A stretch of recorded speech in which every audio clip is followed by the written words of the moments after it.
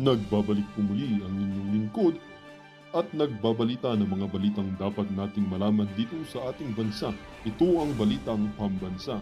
Ating ngang matutunghayan sa channel nito kung ano ang nangyayari sa loob ng ating gobyerno at syempre tumutulong na rin sa ating mga mamamayan na malaman ang katotohanan dahil mayroon tayong karapatan na malaman ang tunay na nangyayari sa ating bansa. Ngunit bago natin panoorin ang balita, huwag niyo pong kakalimutan na mag-subscribe sa ating channel at pindutin ang notification bell para lagi kang maging updated sa ating mga bagong videos na ina-upload araw-araw. At sa ating mga solid viewers naman dyan ay maraming salamat naman po sa walang sawang pagsuporta. At syempre, huwag din pong kakalimutan mag-iwan ng like at i-share ang ating mga videos. At kung mayroon ka naman pang opinion, ang ating comment section ay bukas para sa inyong mga hinaing. Ito na nga mga kaibigan, ating panoorin ang buong video. Salamat po muli and God bless!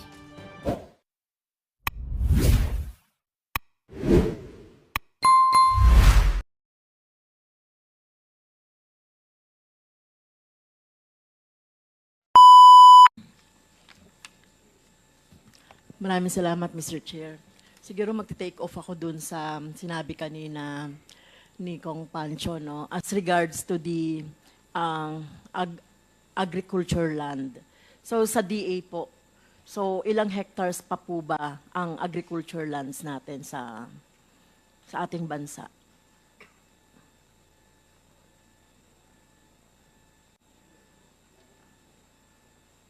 Sa kabuuan, kasi dapat alam niyo po ito. Meron po ba tayong ano nun?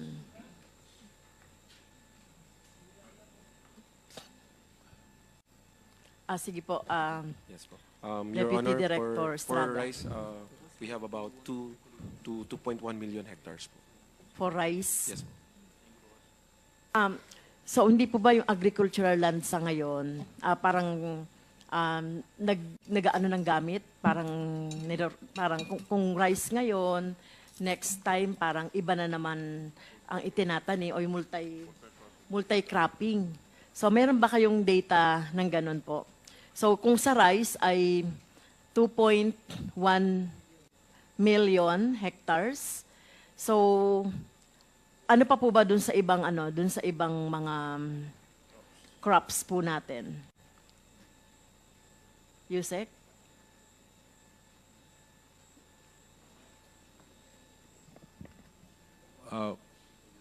Mr. Chair, these numbers vary as time goes by. As you're aware, more than 55% of our land area is considered agricultural. That's the total by law.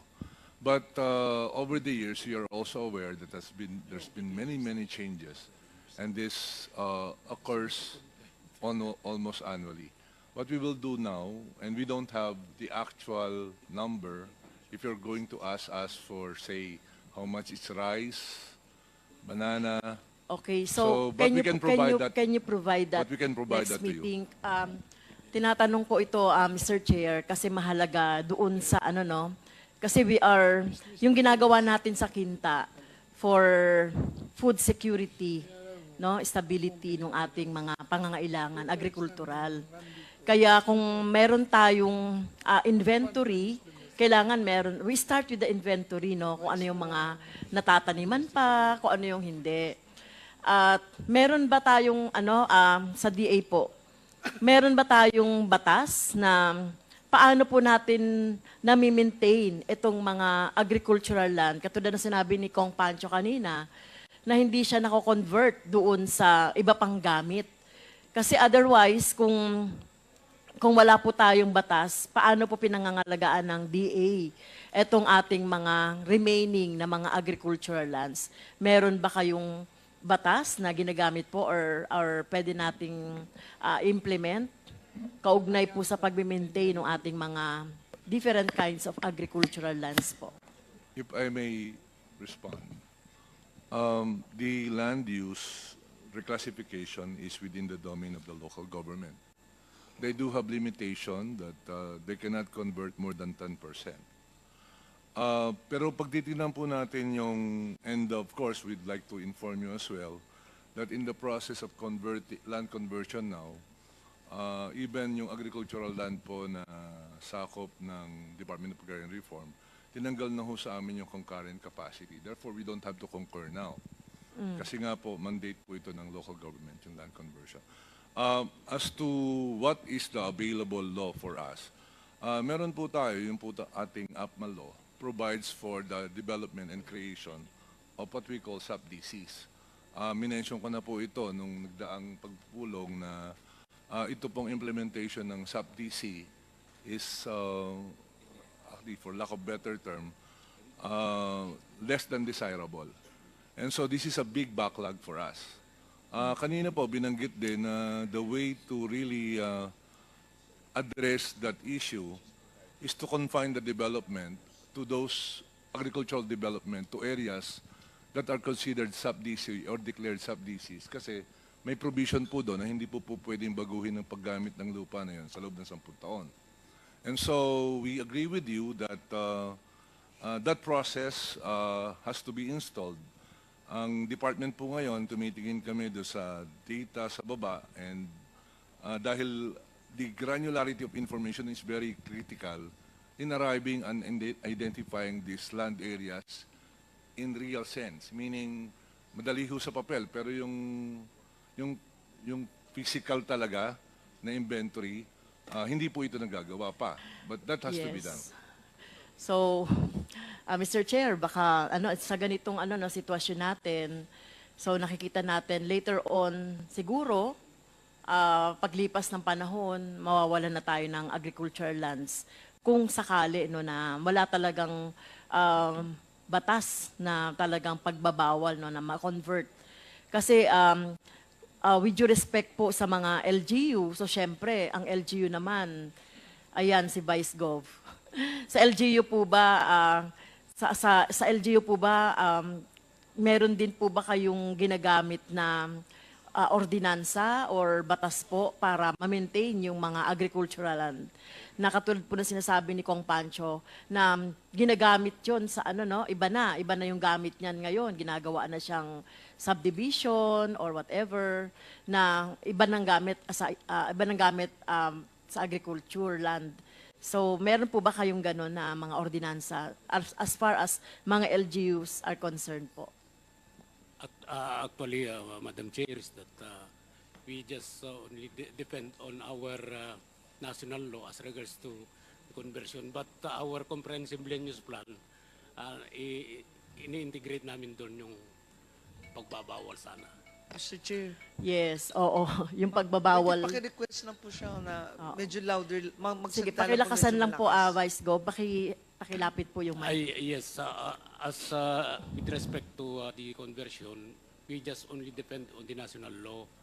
But in the revision of our comprehensive land use plan, we integrate there that it should not be, conversion should be prohibited. But, Conversion should be prohibited po, Vice yes, sa Gov. comprehensive land use plan namin. Okay. So, yun po, pwedeng sa natin, Mr. Chair, yung ating batas talaga na madiinan talaga yung it's high time. Kasi, Mr. Chair, ilang congresses na yata, yung land conversion law ay hindi na-approve, as to law, di ba, yung land conversion. So, sige, Vice Gov. Ang nangyayari kasi actually is that they just backfill the area without asking permission from the LGU. At in the long run, magiging mataas na yan, hindi na pwedeng bukirin, hindi na maabot ng tubig, kaya napipilitan na hindi na namin natataniman yan. At makikita na lang namin na commercial buildings na ang nakalagay ito. Ganun ang actual na nangyayari, ma'am. Happening Yeah. Yes, okay. Sige, Chair. Momo, Garin, Revilla, do you have questions for NFA? None? Oh, NFA? NFA? You have for NFA? He has a meeting, so he has been here since 9:30. Yeah, I have questions, Mr. Chair. And I think the NFA administrator can delegate it to somebody else. Do you have With the anybody? indulgence of the chair, I wouldn't allow him to be off this meeting. Ang strict. Sorry, sir. Alis na ba ang Okay. NFA? Ah, So, may You can tanong din continue, po ako. Castro. Sige, thank you, Vice Gov, doon sa information. So, first, yung point ko, Mr. Chair, it's high time talaga na ipas na natin yung law, no? Doon sa pagbabawal ng land conversion, especially doon sa mga agricultural land natin. To prevent po nung kasi mas mabilis, Mr. Chair, yung pagbibuild ng mga subdivision, ng mga establishment, kaysa yung pagtatanim na pagde-develop ng ating mga land. Okay. Next question po. Meron po ba tayong data? Ilan pa po ba ang ating mga magsasaka? 3.4. 3.4? So, ilan po ang ating mga magsasaka? Nandiyan pa po ba sila? Or ano na? 3.4 ba? Magsasaka. Farm workers, oo. Yung mga, meron tayong mga magsasaka, mga farm workers, di ba? Merong ganong mga category. Ano-ano po ba yung mga category ng ating mga workers po sa agriculture?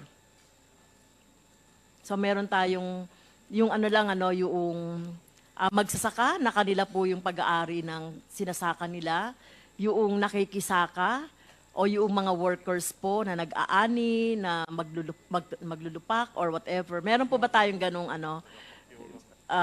meron po ba tayong ganong data, Mr. Chair? Yes.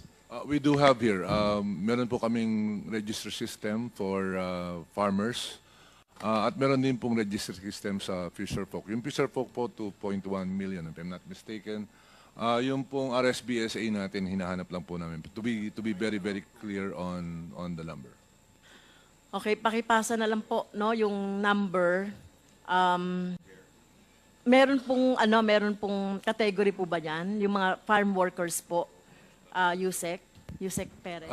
Doon po sa, ang nirerehistro po kasi sa mga, and then I guess, doon po sa mga registry natin, ang nirerehistro po doon sa tinatawag nating Fisherfolk Registry includes, number one, yung pong mga nangingisda, pangalawa po yung fish workers, pati po fish vendor, nakalagay po doon. At saka po yung mga member ng commercial fishing vessel. Okay, meron So po kayong meron po silang category na gano'n. Okay. Ganon din po ba sa And mga... we will submit that. Okay. Thank you, Yusek. Yung sa mga magsasaka po, meron kayong ganon, mga corn farmers, yung mga sugarcane farmers, yung mga ganon po. We will also submit that. But for your information po, ngayon po ina-update namin siya kasi dini-geotag na rin namin yung lupa kung saan sila nagsasaka. And so we have a better number, but I think kasi nasa process po tayo ng pag-update, hindi po kompleto. But what we have, we can send it to you. Okay. Kaya ko po tinanong ito, Mr. Chair, no? So mahalagang alam natin yung ating mga benepisyaryo, no? Ano man yung mga programa natin sa agrikultura at pangalagaan natin yung kanilang mga benepisyo. Dahil ngayon kasi nagkukulang na tayo, no, ng mga farmers. Marami mga hindi na nagtatanim o yung kanilang mga anak talagang ayaw na rin talagang magtanim. At kung hindi natin pangangalagaan sila at hindi natin sila talagang bibigyan ng mga ayuda, ng mga supplies para sa kanilang pagtatanim, ay paano po, no, natin maipapatupad yung food stability, okay, and sustainability. Okay, so ito po, Mr. Chair, mahalaga ito na makuha natin, no, Mr. Chair. Doon po ba, Vice Gov, doon po ba sa inyong asosasyon, NCIA, ang mga miyembro po ba ninyo ay mga, parang cooperative, para mga farmers po, tapos libre na ibinibigay ng NIA yung irrigation facilities? Yes, ma'am. Libre na yung irrigation water. So sa irrigation. bawat, Mr. Chair, sa bawat munisipyo or sa bawat city, meron po tayong mga miyembro ng NCIA. Meron, ma'am. Ilan Meron, po ma'am. yun? Ilan po yun? The number of farmer members of Irrigator Association presently is 1.3 million. So, yung 1.3 million po, Vice Gov, Mr. Chair, ito po ay ano no, lahat po magsasaka. Yes, ma'am. Okay, Because they so are the actual tillers. so meron silang hawak na at least meron silang tinatamnan at least 3 hectares, tama po? No. Gaano The po karami? average is 1 hectare, ma'am. 1 hectare. Yes, So pag may 1 hectare ka na, pwede na no, na mag-ano. Yeah. Up to how many hectares po? We are tilling more or less 1.7 million hectares. Ano po? 1.7. Yung coverage area ng Irrigator Association is 1.7. Okay, But, 1.7. it does not mean na natatamnan yan every cropping. Meron din. So, ibig sabihin talagang ano to, Vice Gov, Mr. Chair, talagang mga maliliit na mga magsasaka, Yes, no? ma'am. Maliliit na Okay, magsasaka. so yun po, Meron pa kasing mas mababa may 1/4 hectare, 1/2 hectare. Kaya ang average is 1 hectare. tapos po yung yield nila, yung kanilang, meron na rin po kayong facility para doon sa pagbebenta ng kanilang yield or natanim. Actually, ma'am, Irrigation wala, lang. Wala, irrigation lang ang ano. So paano po yun? Ano po yung nagiging sistema ngayon doon sa inyong 1.3 million na member na pinoprovide natin ng free irrigation? So bahala na sila magbenta kung saan-saan nila bibenta yung kanilang tanim. Yes, ma'am. Yes, ma'am. So wala kayong sistema rin. Wala pang sistema unless as of now we are trying to strengthen our cooperative so that we will Okay. Sa DA po, so halimbawa ito, meron na tayong 1.3 million na mga magsasaka po no, na binibigyan ng free irrigation. At kapag ano na po sila, nakapag-ani, ano na po yung mekanismo para naman yung ating mga magsasaka. Ito, mga maliliit na magsasaka to, no? Mga 1.7 hectares. Ano po yung tulong na naman na ginagawa ng DA para yung kanilang mga o yung kanilang produkto ay mabenta? Meron po ba kayong ganong mekanismo? Ma'am, Mr. Chair, yung interventions kasi ng DA, yung sinasabi ng NIA na pagka gantong number of areas, actually, kapartner po sila ng DA kasi kami po ang nagbibigay ng binhe, kami nagbibigay ng mga So, after organic po na fertilizer. makapag-ani na sila, ano na po yung tulong ng DA doon? One is kinoconnect po namin clusters with NFA kasi dapat direct ang pinaka initial priority is to help NFA to accomplish yung local procurement nila. Okay. So, through Thank you po. NFA. Okay. So, sa NIA po, ay sa NFA po, Admin Lacson. So, dito sa 1.3 million po na sinasabi po ni Vice Gov, so lahat po ba ito nakukuha niyo yung kanilang mga ani? Mr. Chair? Yes. Hindi po. Ang target po namin as buffer stock, kung kukumpara po natin sa total production na ito, nasa less than 4% lang po kami. Yun lang po ang aming kayang bilhin. Okay. Less than 4% lang noong mga inaani ng mga magsasaka. So otherwise, ito ay mapupunta na sa mga middleman, sa mga traders, sa mga nagmi-mill. So yun po ba? Okay.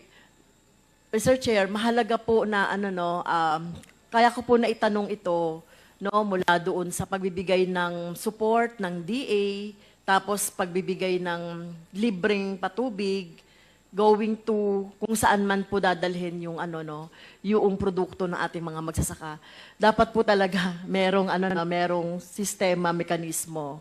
So that kasi itong mga magsasaka, kahit na sinasabi natin, yung palay 23 pesos ang dapat na bilhin sa mga magsasaka, pero kung dadaan na yan po, Mr. Chair, sa mga traders, sa iba pang mga, alam naman natin, yung mga nagpo-profiteering at the expense ng mga magsasaka, ay tapos pupunta po sa mga consumer.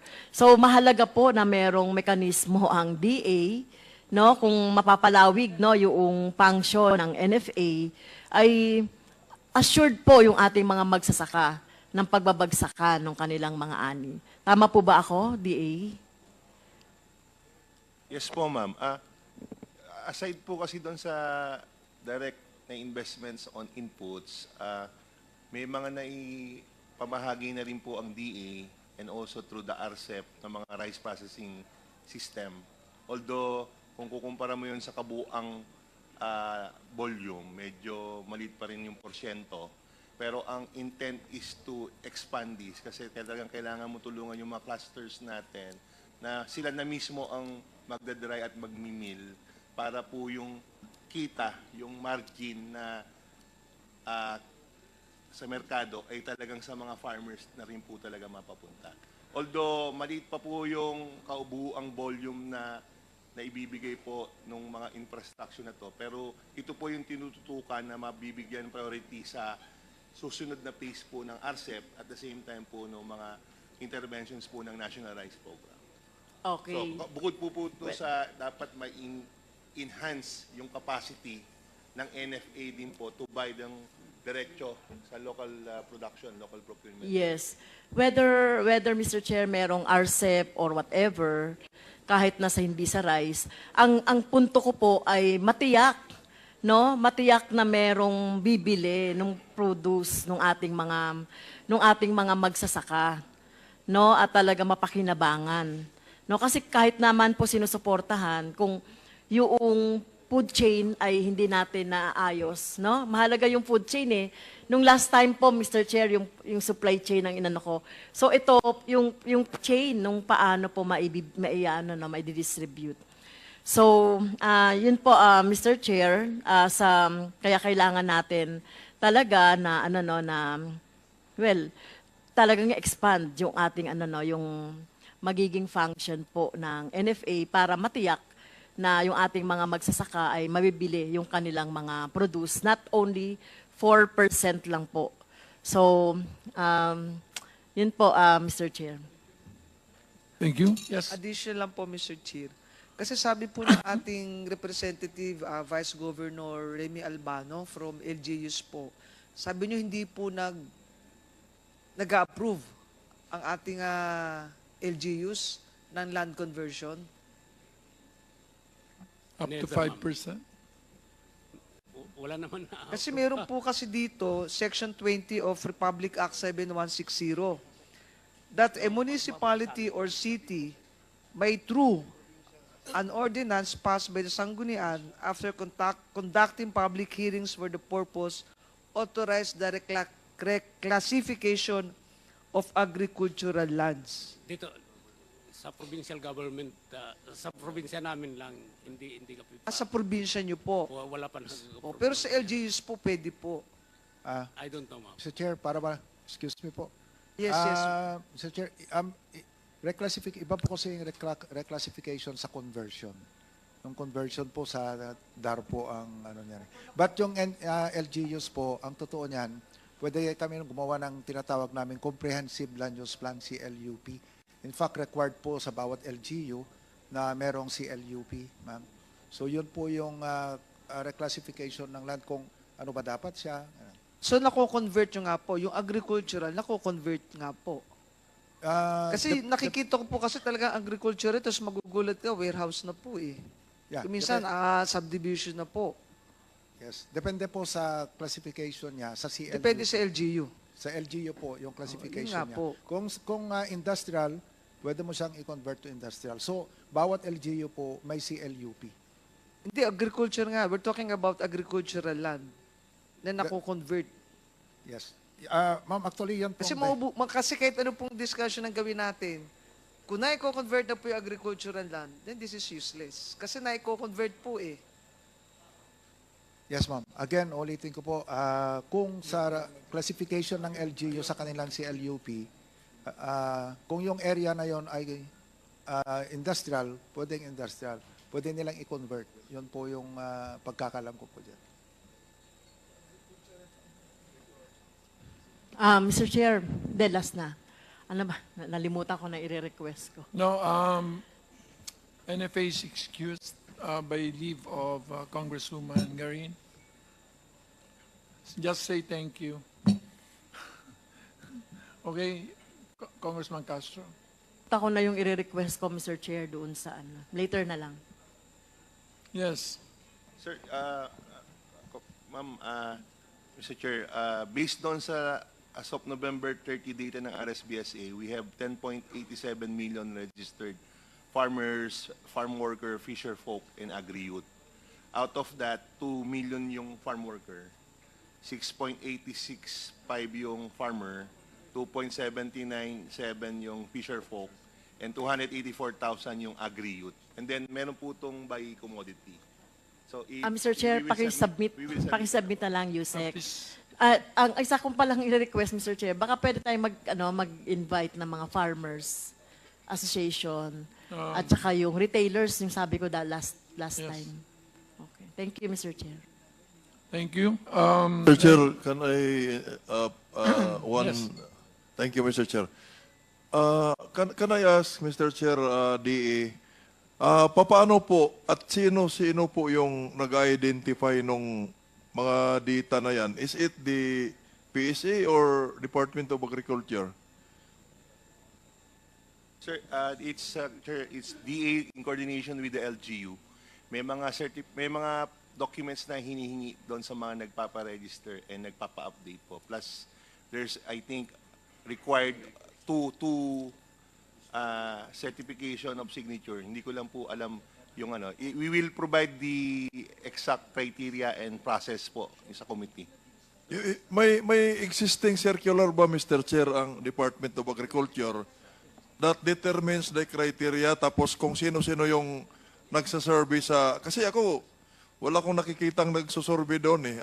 Kaya tinatanong ko, sino bang nag-conduct ng survey na yan? Taga Municipal Agriculture Office? Magkasama po sila with, Mr. Chair, with the DA regional offices. At may memorandum order po si Secretary on this po. Maybe may request, Mr. Chair, na A copy. mag-sample tayo region kung sino-sino yung nag-conduct. Just to be able to ascertain na tama yung datos na yan. Yes, Thank you, yes, Mr. Chair. Very much welcome, Mr. Chair. Comsec, please take note. Okay. Congressman Moma. Thank you, Mr. Chairman. I would like to direct my question to National Irrigation Administration. Based on your presentation, can you please explain to us the difference between develop, firm up, and operational areas? Mr. Chair.